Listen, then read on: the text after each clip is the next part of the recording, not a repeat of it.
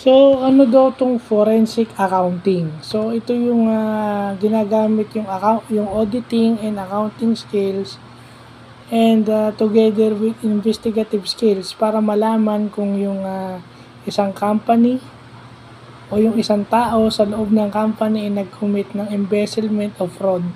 Well, pwede nating sabihin na ito yung mga nasa COA, yung mga nasa Commission on Audit. Sila kasi yung nag-o-audit ng ng mga ng government, di ba?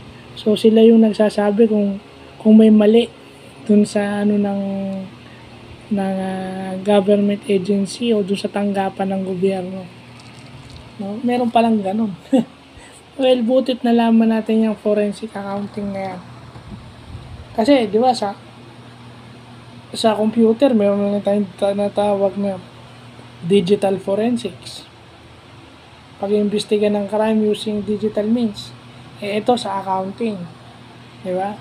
Kung mayroon bang nagkaroon ng technical malversation at dapat kasuhan. Lalo na sa mga government offices. Kung yung mga accountant ng mga private companies is dapat kasuhan together with the may-ari at yung mga owners para yung mga ganun. Yung mga ganung mga maliliit na bagay na dapat alam natin. No? Kaya ang pagiging accountant ay honest ka dahil ultimo isang sentimo pag naimbestigahan ka kahit na 10 cents lang yan, kung mahigpit kahit 10 cents lang yan at hindi ka naging honest yan, still the same kahit sabihin mong napakaliit.